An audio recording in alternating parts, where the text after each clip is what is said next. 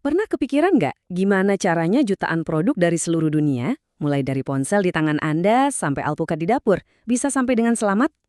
Nah, di balik semua itu, ada sebuah sistem logistik raksasa yang bekerja non-stop.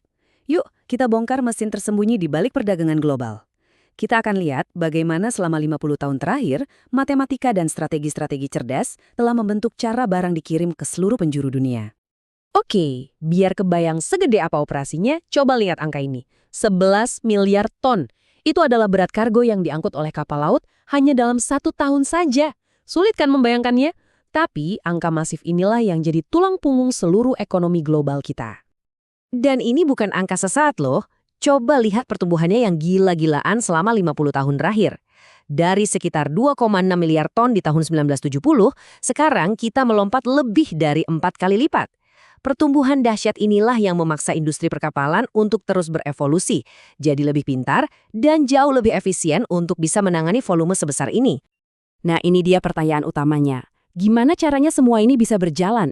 Gimana jutaan kontainer, ribuan kapal, dan triliunan dolar nilai barang bisa bergerak keliling dunia setiap hari tanpa jadi kacau balau? Jawabannya ternyata ada di dalam matematika dan algoritma yang super canggih. Yuk kita bedah 3 filosofi utamanya. Oke, yang pertama adalah perkapalan tram. Cara paling gampang buat memahaminya, anggap saja ini layanan taksi, tapi untuk lautan.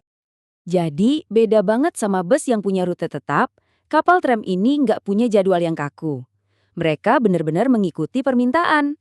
Ada kargo di pelabuhan manapun di dunia yang perlu diangkut, ya mereka akan ke sana.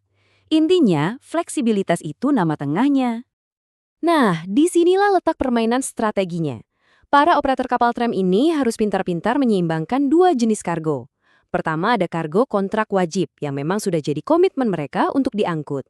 Kedua ada kargo spot opsional yang bisa mereka ambil kalau dirasa menguntungkan. Seluruh permainannya adalah tentang gimana caranya memaksimalkan profit dengan memilih campuran kargo yang paling pas. Dan teka-teki ini jadi makin rumit seiring berjalannya waktu. Dulu para peneliti mulai dari masalah yang paling dasar. Gimana caranya bawa kargo dari titik A ke B seefisien mungkin. Oke, terus ditambah lagi lapisannya. Gimana kalau jumlah kargonya bisa sedikit fleksibel? Lalu gimana kalau kita optimalkan kecepatan kapal buat menghemat bahan bakar yang super mahal? Dan akhirnya, bahkan keputusan di mana dan kapan harus isi bahan bakar pun jadi bagian dari perhitungan. Setiap langkah ini bikin masalahnya makin kompleks, tapi solusinya juga jadi makin untung. Oke, sekarang kita geser ke filosofi kedua yang mengubah kapal dari sekedar alat angkut menjadi sesuatu yang jauh lebih strategis. Ini adalah perutean inventaris, atau saya suka menyebutnya gudang terapung. Ini lompatan besar dari sekedar jadi taksi. Konsep ini nggak cuma nanya, gimana cara mindahin kargo ini, tapi nanya, gimana cara kita pakai seluruh armada kapal untuk memastikan stok di semua pelabuhan tetap optimal. Ini bukan lagi soal pengiriman yang reaktif, tapi sudah masuk ke manajemen rantai pasok yang proaktif. Jadi, kuncinya di sini adalah satu algoritma ini yang mikirin semuanya sekaligus. Dia yang nentuin rute, jadwal, dan jumlah muatan yang pas, supaya seluruh jaringan ini tetap seimbang. Kapal-kapal ini secara efektif menjadi gudang terapung yang menyeimbangkan pasokan dan permintaan di seluruh dunia. Keren kan? Dan ini bukan cuma teori di atas kertas loh. Ambil contoh gas alam cair atau LNG. Rantai pasokannya itu super rumit dan mahal banget. Salah jadwal sedikit saja ruginya bisa jutaan dolar. Nah, disinilah algoritma gudang terapung ini jadi pahlawan yang sebenarnya. Oke, sebelum kita masuk ke model yang terakhir, kita lihat perbandingan singkat ini dulu deh. Kalau perkapalan tram itu ibarat taksi yang fleksibel, maka perkapalan liner itu kebalikannya. Jaringan bis umum yang bisa kita andalkan jadwalnya. Nah, sekarang kita sampai di model ketiga, perkapalan liner. Inilah jaringan bus global untuk kargo. Dan kemungkinan besar, barang-barang yang ada di sekitar Anda sekarang ini diangkutnya pakai cara ini. Coba bayangkan jadwal bus atau kereta api. Nah, persis seperti itulah perkapalan liner. Kapal-kapal ini berlayar di rute yang sudah ditentukan, mampir di pelabuhan yang sama di waktu yang kurang lebih sama setiap minggunya. Keteraturan dan kepastian inilah yang bikin sebagian besar perdagangan global kita terus berputar. Dan skalanya, Wah, jangan ditanya.